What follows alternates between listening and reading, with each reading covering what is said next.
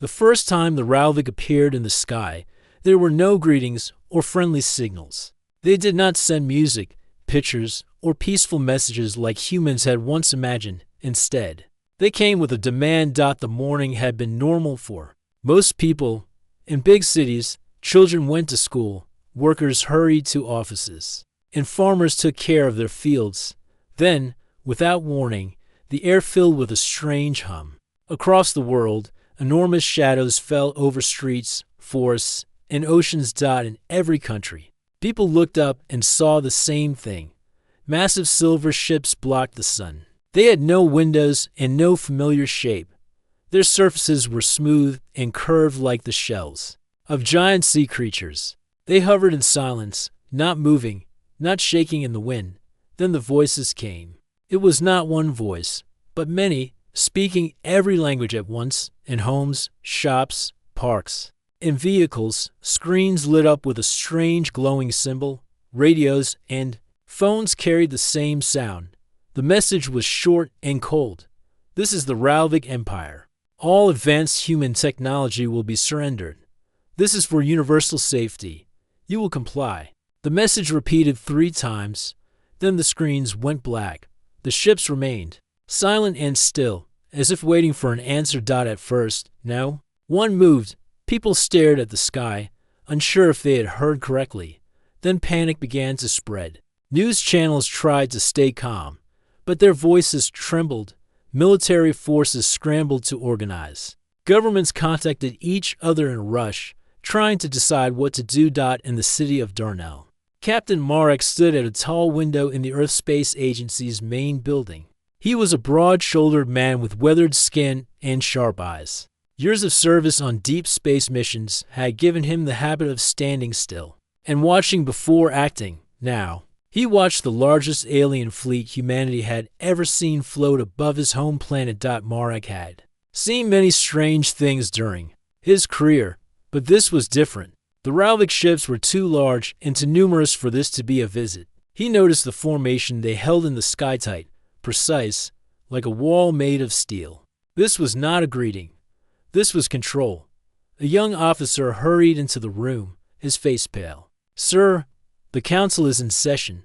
They want your presence immediately." Marek nodded and followed the officer to the conference hall. Inside, the room was filled with leaders, scientists, and military commanders.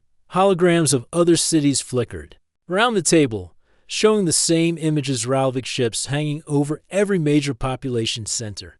The head of the council, a thin woman named Arena, spoke first. "They call it a safety measure, but I do not believe safety is their goal." Several heads nodded. An older scientist, Dr. Kelm, adjusted his glasses. The Ralvik have been known to conquer smaller species. They removed potential rivals before. They grow strong. This is not about safety. This is about removing us as a threat. Marek crossed his arms. "If we give them our technology, what will be left? We will be unable to defend ourselves. They will own our future, others in the room shifted uncomfortably. The question of resistance was heavy. Humanity had never fought a species with such overwhelming power. One military general shook his head. "A direct fight will destroy our cities. We cannot match their weapons. But surrender will destroy something greater," Marek replied. "It will destroy our spirit." The council argued for hours. Some wanted to negotiate, hoping to buy time. Others believed resistance was foolish. Outside, the alien ships remained unmoving, a silent reminder of the power they held. By evening, no final decision had been made. The council agreed to send a request for more information to the Ralvik, though Marek knew the answer would be meaningless. The aliens had already decided what they wanted. Later that night, Marek stood on the rooftop of the building. The air was cool, and the city lights glittered below. Above him, the Ralvik ships still hovered, their metal shells reflecting the faint light of the moon. He thought about the exploration missions he had led in the past, missions filled with hope, curiosity, and the desire to connect with new worlds. This was not connection. This was pressure, somewhere deep inside. He felt the beginning of a different kind of mission forming. It was not one of exploration or diplomacy. It was one of defiance. He did not yet know how it would happen or who would stand with him. But he knew one thing clearly. If humanity was to survive, someone would have to say no. Far away, in a quiet research station in the desert, a small group of engineers listened to the Ralvik's message again and again. Among them was Lyra, a communications specialist who had intercepted strange alien signals weeks before the arrival. She now understood those signals had been scouts preparing the invasion. She exchanged a glance with her friend Joss, a pilot.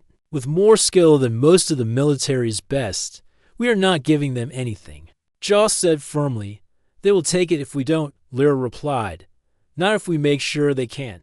The two shared a look that carried more weight than words. In that moment, a seed of resistance was planted not in the hands of the powerful council, but in the minds of those willing to act outside of orders. Back in the city, Marek returned to his quarters. He sat at his desk, reading old mission logs from past encounters with other species. None of them compared to this. The Ralvik's method was simple and brutal. Arrive with overwhelming force, make a demand, and wait. The silence of the alien fleet was almost worse than an attack. Every moment they stayed, pressure built. Marek could feel it in the air, in the way people walked faster in the streets, in the way voices dropped to whispers. It was as if the entire planet was holding its breath. Somewhere in his mind, a decision was forming. He had seen enough in his life to know that surrender never ended well. He thought of the generations to come, of the children who would grow up under foreign control, told what they could and could not dream of building. That thought hardened something in him. As the night grew darker, Marek stood by his window again, looking at the silver shapes in the sky. They looked calm, but he knew they were dangerous. He also knew they had underestimated one thing. They thought humanity would be afraid forever. They were wrong. The next morning, the alien message repeated again across every screen, radio, and device. The voice was calm but firm, as if the Ralvik had no doubt that their demand would be obeyed. This is the Ralvik Empire. All advanced human technology will be surrendered. This is for universal safety. You will comply. This time. The words were followed by an image. It was not an image of battle, but of destruction. Cities from other worlds were shown burned, empty, silent. No life remained. The message was clear. This was what happened to those who refused. In the Capitol meeting hall, the council gathered again. Around the wide table, leaders from every major region appeared either in person or as shimmering holograms. Their faces showed the strain of a night without rest. Arena, the head of the council, spoke first. We have received the Ralvik response to our request for discussion. They have refused to negotiate. They have repeated their demand without change. Dr. Kelm's voice was heavy. That means we have to pass, give them what they want, or face the fate shown in their broadcast. The military general leaned forward, hands on the table. We cannot match their weapons. Our defenses will fail if they decide to attack. I do not like it, but we may have to surrender our technology to save our people. Marek was seated at the far end of the table. His eyes narrowed as he listened. And what happens after we hand over everything? Do we believe they will leave us in peace? Or will they return when they think we have built something new? The room went silent for a moment. The truth in Marek's words was heavy. A representative from one of the coastal nations spoke up. Perhaps we could give them older designs. Make it look like we are cooperating, but keep our most advanced work hidden. They will know, Arena said quietly, from what our scientists have studied. The Ralvik can scan for certain energy patterns. If they see even one hidden project, they will see it as defiance. The discussion dragged on for hours. Some members wanted to stall for time. Others wanted to give in quickly to avoid harm. No one could agree. Far from the council chamber, in the desert research station, Lyra sat in front of her console, running old signal records through a filter. She had not told the council everything about the pre-invasion scans. Some of the signals she had caught suggested the Ralvik had already mapped human industrial sites long before arriving. That meant they had been preparing for this for months, maybe years. Joss entered the room, carrying 2 mugs of strong coffee. He set one on Lyra's desk. Any luck? Luck is not what we need, she replied. We need a plan. Joss sat on the edge of the desk. Then let's make one. We can't wait for the council. They're too slow, too worried about keeping their seats. Lyra looked at him sharply. What are you thinking? I'm thinking we have resources here the Ralvik don't know about. Old ship frames, test engines, energy cores. If we move quietly, we can build something strong enough to strike at them. Lyra frowned. Strike at them? That's not just dangerous. That's suicide, maybe. But if no one hits them back, they will take whatever they want. Lyra studied Joss's face. He was serious. Too serious for someone speaking about a mission that could mean the end of them both. Yet his eyes held the same resolve she had seen in Marek during his broadcasts, back in the city. Marek returned from the council meeting with a bitter taste in his mouth. Too many voices wanted to give in. Too many feared the risk of resistance, more than the certainty of submission. He walked through the halls of the Earth Space Agency and stopped at a locked door. Deep in the building, behind it was an unused operations room filled with maps of space routes and technical charts. Marek unlocked the door and stepped inside. The room smelled of dust and stale air. He turned on a single light and began studying the maps. He was not looking for trade routes or safe paths. He was looking for places to hide, places the Ralvik might avoid because they saw no value in them. He made notes on a pad, circling asteroid belts, deep nebula clouds, and uncharted moons. These were places where a small ship could vanish from enemy scanners. That night, he sent a short-coded message to someone he trusted. Lyra's screen lit up in the desert station. She opened the file and read Marek's words. If we are to act, we must do it before they seal every route. Meet in person. No transmissions after this. The next day, Marek traveled in a civilian transport to the desert station. The building was low and wide, with heat shimmering above the sand outside. Lyra met him at the entrance. Inside, Joss stood waiting. Marek greeted them both with a firm handshake. The council will not choose resistance. That means it falls to us. You have the skills. I have the experience. Together, we can give humanity a chance. Lyra hesitated. A chance for what? To fight, to run, to survive, Marek said simply. Joss crossed his arms. I have been saying the same thing. We have engines here that were never reported. We have weapon cores still in storage. We could put them into a frame and build something fast, something the Ralvik will not expect. Marek nodded. And if we use the right stealth systems, we can move without their sensors picking us up. The conversation stretched late into the evening. They spoke of designs, routes, and supply needs. They spoke of the danger and the fact that once they acted, there would be no return to ordinary life. By the time the meeting ended, a rough plan had formed. It was not perfect, and it would require more hands, more skill, and more time than they currently had. But it was a start. That night, Marek stood outside the station, looking up at the dark sky. The Ralvik ships were still there, motionless, silent. Their presence pressed down on the planet like an unseen weight. Inside, Lyra began pulling old ship schematics from storage. Joss started inspecting the energy cores, making notes on what could be repaired and what needed to be built from scratch. The council still debated. The Ralvik still waited.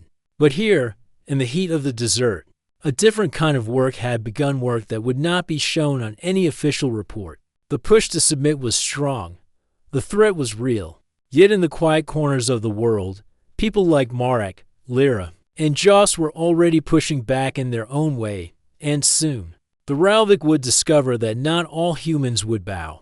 The desert days were long and hot, but inside the hidden hangar, time seemed to move differently. The heavy metal doors stayed shut, and thick layers of signal-blocking material lined the walls. The work inside could not be allowed to reach them. Ralvik's sensors. Marek, Lyra, and Joss had gathered 10 more trusted people.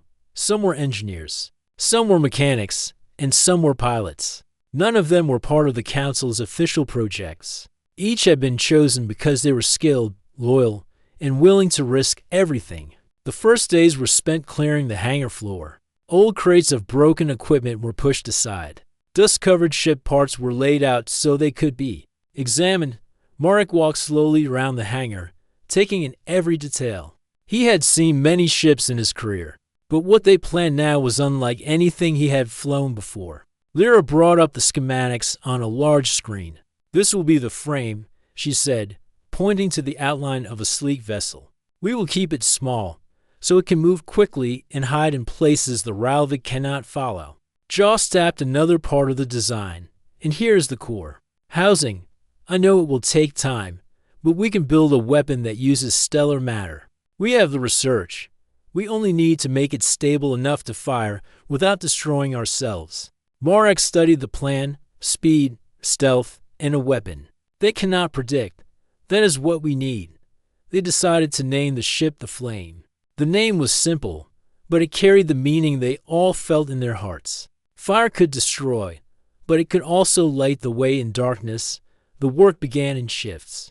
During the day, some worked on the frame, welding metal plates and fitting the support beams. Others repaired the engines, using parts scavenged from old military craft and exploration ships. At night, the team tested the stealth systems, adjusting the heat output so the Ralvik scanners would see nothing unusual.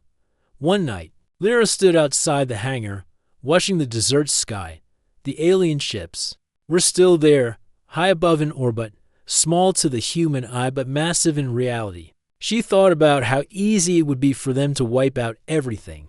The thought made her hands tighten into fists. She returned inside with a stronger sense of purpose. Marek spent much of his time overseeing the assembly. He walked the catwalks above the hangar floor, making notes, checking the progress of each section. When a part did not fit, he was there to suggest a new method. When an engine test failed, he worked alongside the mechanics until it ran smoothly. Joss was in charge of the weapon. He worked in a reinforced room at the far end of the hangar. Wearing heavy protective gear, the weapon core was dangerous, unstable, and powerful. He adjusted its containment field over and over, each time making it slightly stronger. One mistake could destroy the entire station, but he worked without fear. To keep their project secret, they used only old communication lines that ran underground. They avoided sending digital records, relying on paper notes and face-to-face meetings. Each member of the team knew that a single mistake could lead the Ralvik straight to them. One afternoon, as the sound of welding filled the air, Lyra approached Marek with a worried look. "There is something you should see," she said, handing him a small screen. The screen showed intercepted Ralvik transmissions. They were scanning deep into the planet, looking for unusual energy patterns. "They are searching more aggressively now," Lyra said. "It is only a matter of time before they come near this sector." Marek thought for a moment. "Then we need to move faster. No more delays. I want the Flame ready for launch within 3 weeks." The announcement brought a wave of energy to the team. They worked longer hours, sleeping in the hangar to save time. Meals were short, breaks even shorter, yet no one complained. They all knew what was at stake. On the 10th day, the engines were mounted. Joss ran the first live test. The sound was low but powerful, a deep hum that filled the hangar. The ship's frame vibrated slightly but held strong. "That's good," Joss said with a smile. "She will move faster than anything we have built before." By the 15th day, the stealth systems were complete. Lyra activated the field, and the Flame seemed to fade from sight. It was still there, but its heat signature dropped to almost nothing. On the scanners, it looked like an empty patch of air. Marek stood in front of the ship that night, his arms crossed. The vessel was not finished yet, but it already looked alive. Its narrow frame, dark surface, and hidden weapons gave it an air of quiet danger. On the 18th day, a warning came. A Ralvik patrol ship entered the upper atmosphere over the desert. The team went silent, turning off all non-essential systems. They waited in darkness as the alien craft scanned the area. The minutes stretched like hours. Finally, the patrol moved on, leaving the station untouched. "That was too close," Lyra whispered.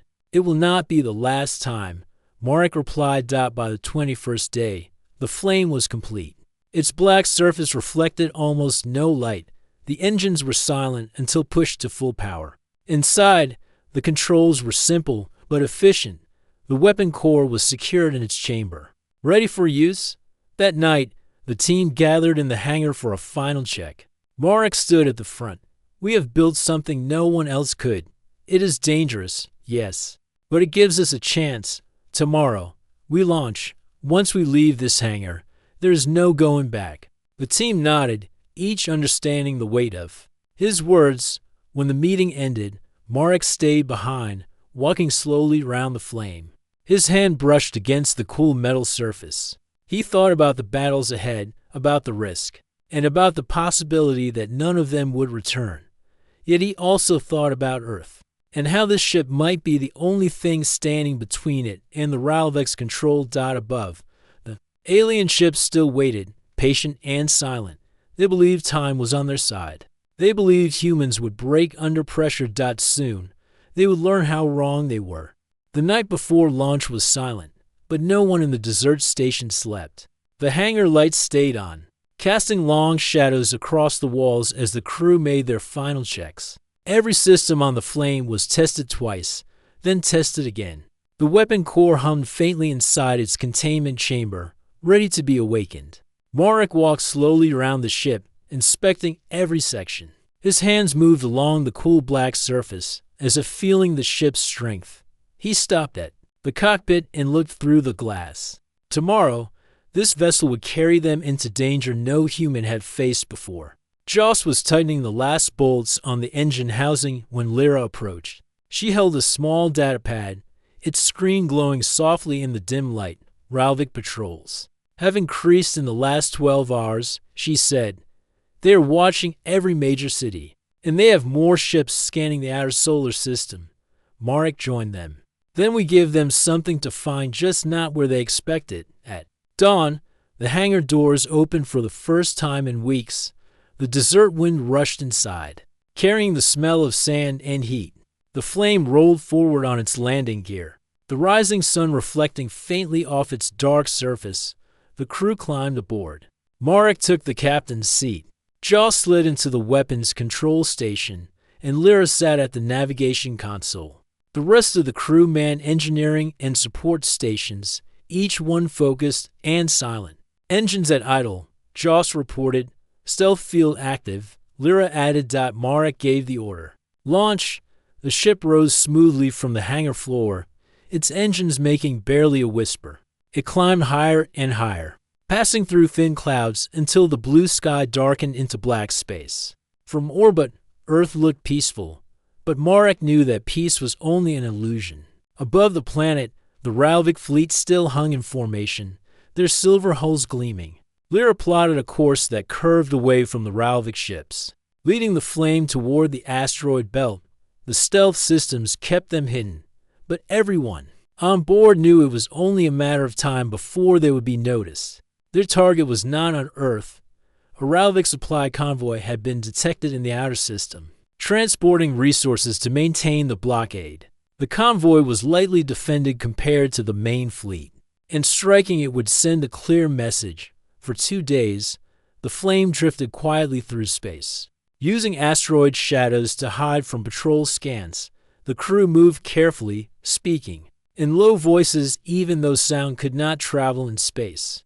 It was the kind of tension that lived in the mind, not in the air. On the 3rd day, Lyra's voice broke the silence. "Contact ahead.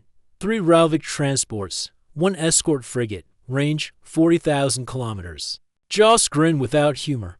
"Time to see what this ship can do." Marek leaned forward. "Bring us in slowly. Keep the stealth active until I give the word." The transports were large, shaped like long cylinders with rotating cargo sections. The escort frigate was smaller, but heavily armed. It moved in a slow circle around the convoy. Scanning for threats, the flame drifted closer, staying hidden behind the shadow of a large asteroid. Lyra adjusted the navigation to match the rock's movement perfectly. The enemy's sensors would see nothing but stone. When they were close enough, Marek gave the order. "Drop stealth, weapons ready." The moment the stealth field fell, the Ralvik frigate reacted, turning sharply toward them. Its weapons powered up, bright energy lines forming along its hull. "Firing core," Joss said, his hands moving quickly over the controls. A burst of bright energy shot from the flame, striking the frigate's forward section. The alien ship shuddered, its shields flaring white before collapsing. A second burst hit its engines, and the frigate spun out of control, drifting powerless into space. "Transports are trying to scatter," Lyra reported. "Not fast enough," Joss replied, sending two more bursts into the lead transport. The ship split apart, containers breaking free and spinning into the void. The remaining transports tried to flee, but Marek had no intention of chasing them. The message had been sent. A small human ship had destroyed Ralvik vessels in open space. "Pull back," Marek ordered, "before reinforcements arrive." They reactivated the stealth field and slipped back into the asteroid belt. For several hours, they weaved through rock fields and dust clouds until the scanners showed no sign of pursuit. In the quiet that followed, the crew allowed themselves a moment to breathe. No one cheered, but there was a shared look between them, a silent understanding that they had done something the Ralvik had never expected. From that day forward, whispers of the flame began to spread. Traders in hidden ports spoke of a dark ship that could appear from nowhere, strike without warning, and vanish again on Earth. People heard rumors of a human vessel that had fought back against the invaders. The Ralvik's reaction was swift. Patrol numbers doubled. Convoys traveled with heavier escorts. The aliens began scanning deeper into asteroid fields and remote moons. They were hunting something they could not yet find. Marek knew this was only the beginning. "We hit them once," he said to the crew, "but they will not stop. The next time, they will be ready." Lyra looked at him across the control room. "Then so will we." Back in the desert station, the remaining team members who had not joined the mission worked to prepare more supplies and backup equipment. They listened carefully to intercepted alien transmissions, passing any useful data to Marek through secure channels on board the Flame. Joss ran constant weapon checks.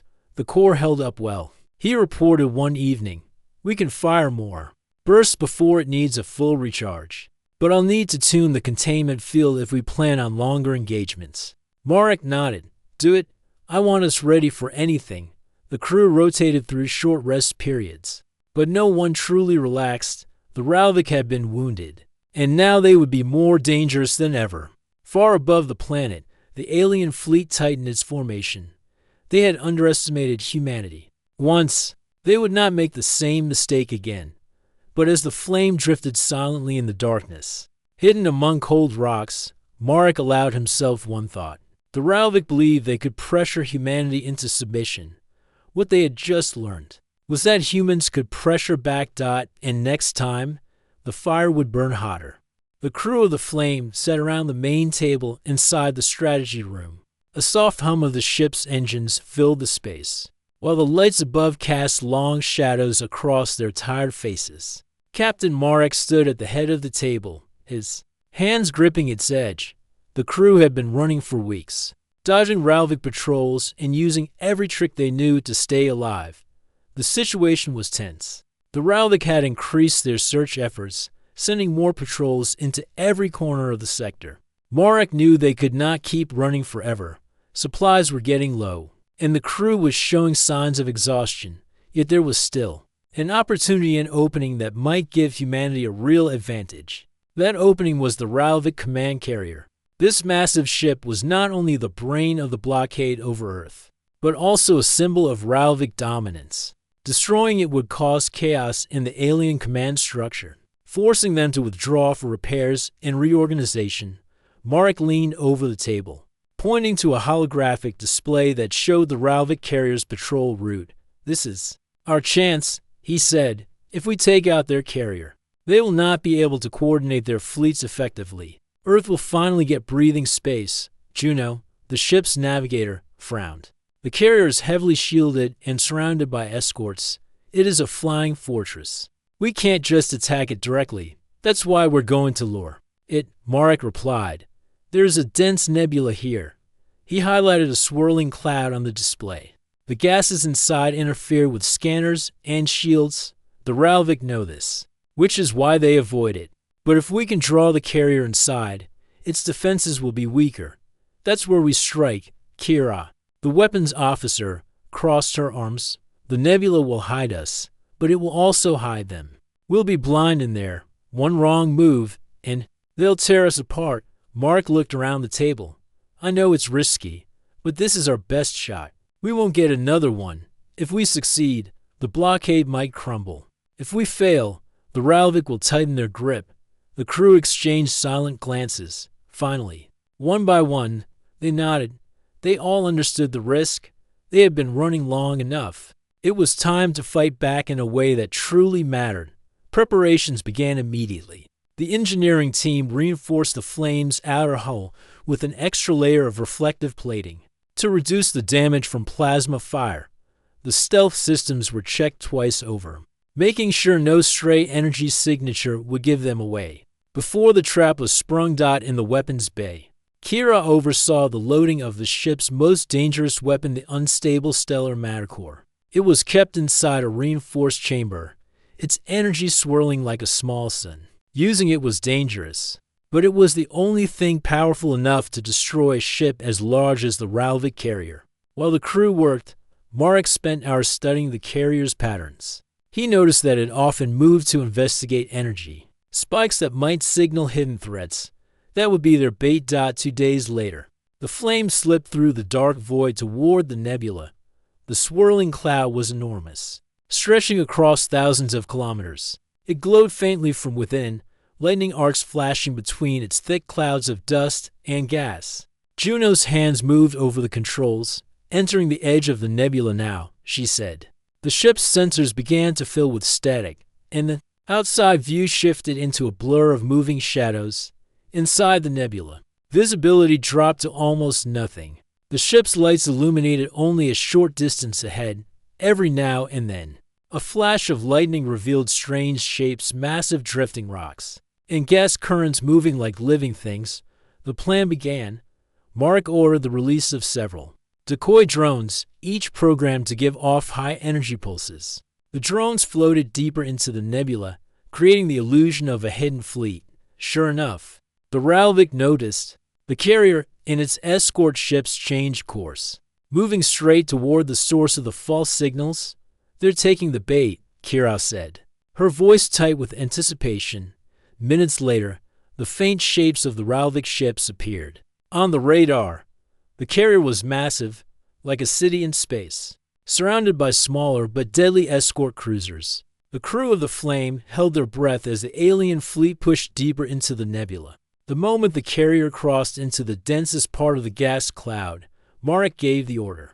Weapons hot, lock onto the carrier's core. Kira's fingers flew over the controls, the targeting systems struggling to get a clean reading through the interference. Got it, she said finally, firing sequence ready. The Flame burst from its hiding place, engines roaring as it darted between arcs of lightning and drifting debris. The Ralvik escorts reacted instantly, firing bursts of plasma that lit the nebula in deadly flashes. The ship's hull shook under the near misses, but Marek kept the course steady. Bring us in close, he ordered. We have one shot at this. The carrier loomed ahead, its hull glowing faintly in the haze, even at reduced power. Its shields were still formidable. Kira armed the stellar matter weapon, and the ship's warning systems flared red. Core at full charge, she reported. Ready on your mark. The carrier's heavy guns opened fire, huge blasts ripping through the nebula clouds. One shot grazed the Flame, sending sparks flying through the bridge. But Marek didn't flinch. They were almost in range. Mark, he said. Kira pressed the launch controls, and the stellar matter core shot forward like a comet, trailing bright fire behind it. It struck the carrier's shields, and for a moment, nothing happened. Then the core's unstable energy tore through the defenses, punching into the ship's main reactor. A brilliant burst of light filled the nebula, brighter than any star. The carrier's massive frame cracked apart, fire and debris spreading.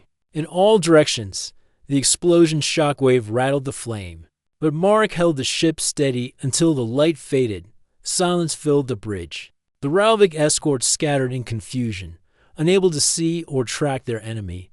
Juno steered the ship into the shadows of the nebula, disappearing from view. The crew sat in stunned quiet, the reality of what they had just done sinking in. The Ralvik carrier, the center of the blockade, was gone. Marek finally spoke, his voice low but steady. "We did it. Earth has a chance now." No one cheered. They were too tired, too aware of the danger still ahead. But in that moment, every crew member knew they had struck a blow that would echo across the galaxy. The flame turned toward open space, slipping away into the darkness, leaving behind only the drifting wreckage of the once mighty Ralvik carrier. The Ralvik command received news of the destroyed supply convoy, and their leaders were filled with anger. For years they had controlled weaker worlds without resistance. This attack was different. It was not a mistake, not an accident. It was a clear sign that humanity was not willing to kneel. The Council of the Ralvik declared that the humans had crossed a line. Orders went out to every fleet in the region. The mission was simple: find the human ship called the Flame and destroy it.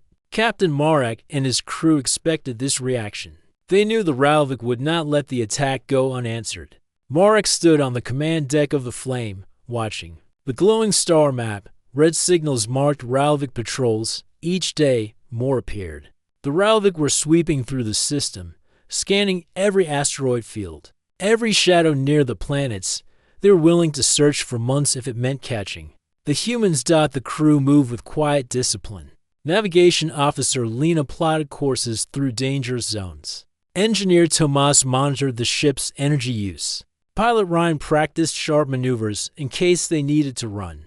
The tension inside the ship was heavy, but it was also mixed with pride. They had struck back, and now the galaxy knew humanity would not be easy prey. In the first week of the hunt, the Flame was nearly caught.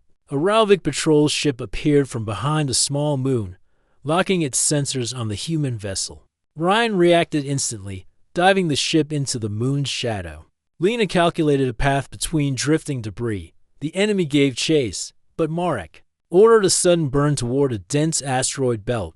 Rocks the size of buildings spun around them, some only meters away. The Ralvik ship followed for a short time, but broke off when their own hull started taking damage. From the asteroids.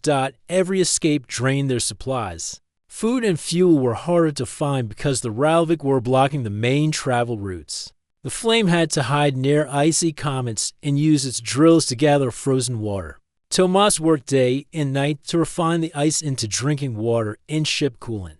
The crew learned to eat simple meals, saving every bit of energy for the ship's systems. Meanwhile, on Earth, the people had started to hear whispers about a lone human ship fighting back. Secret broadcasts from underground radio networks spoke of the Flame's victory against the Ralvik convoy.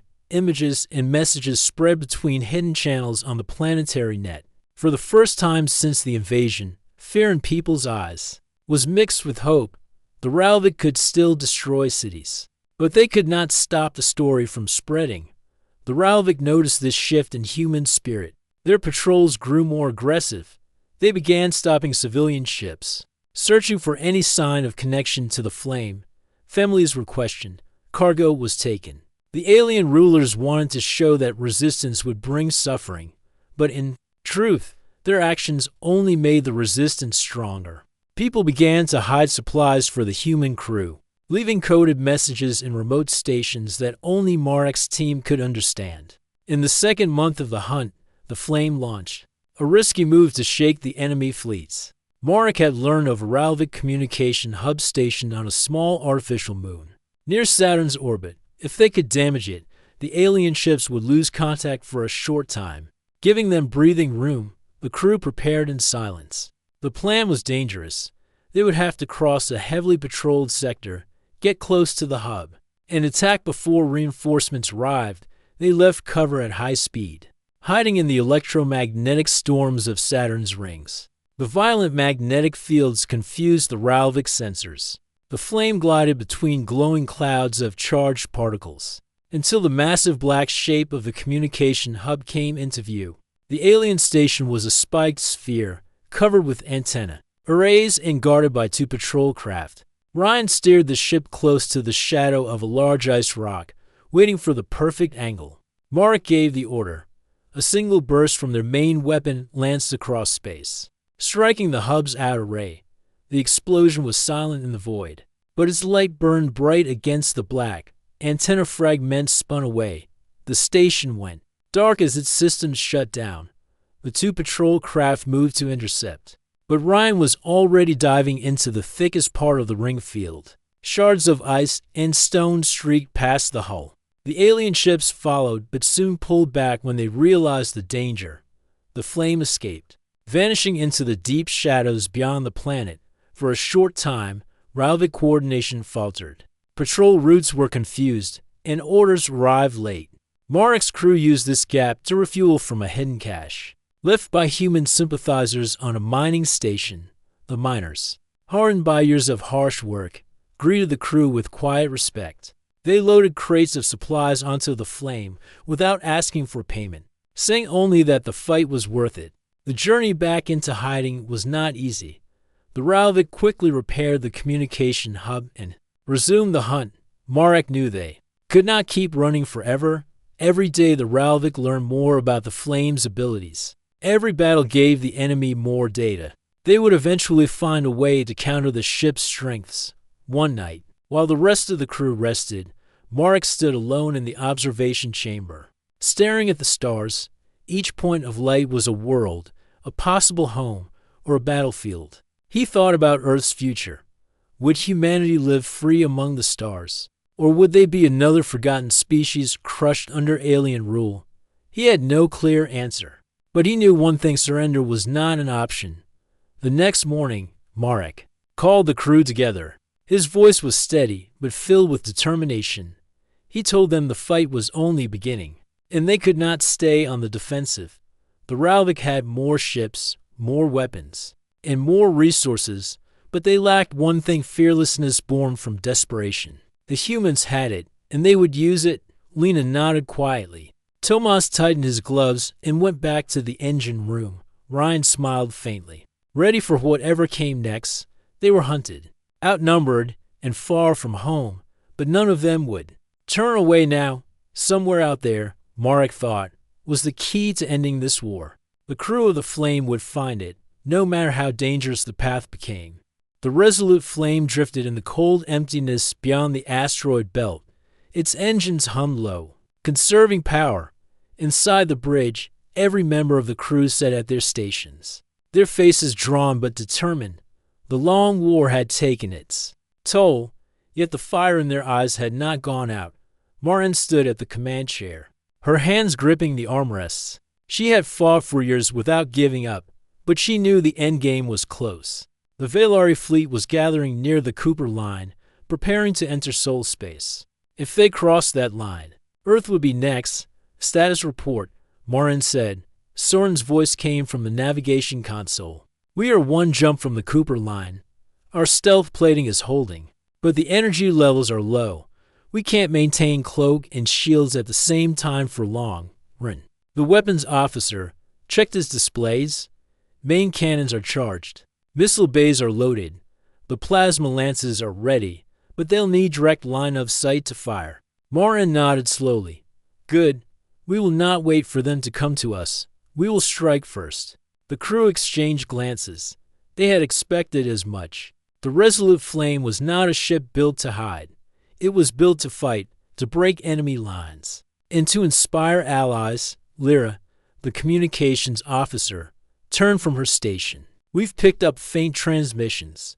The Valari are sending orders to the outer picket ships. They're spreading their formation, preparing for something big. Martin rose from her chair and walked to the forward viewport. The stars ahead glittered in the darkness, and beyond them lay the enemy. She thought of the first day the Valari arrived, their demands for surrender, their disdain for humanity. They had called humans reckless, fragile, unworthy of the stars. They were about to learn the truth. Rin, Martin said, prepare the firestorm pattern. The weapons officer's fingers moved across the console. Locked in. Once we begin, there's no going back. That's the point, she replied. The jump drive engaged with a low vibration, and the stars shifted as the Resolute Flame tore across space. In moments, they emerged within striking distance of the Cooper line. Ahead, the enemy fleet filled the black hundreds of ships, their silver hulls glinting in distant starlight. A Veilari command vessel loomed at the center, massive and bristling. With weapon arrays, its presence was like a shadow over the battlefield, a reminder of the power they wielded. "They see us," Lyra said. "Their targeting systems are locking on. Shields up," Morin ordered. "Soren, bring us in fast. Target the command vessel's primary reactor." "Ren, on my mark." The resolute flames surged forward. Energy beams streaked toward them, but the ship twisted and rolled, slipping between the streams of light. Explosions lit the darkness as they cut through smaller ships in their path. "Mark," Martin called. The cannons roared, spitting bursts of plasma into the enemy formation.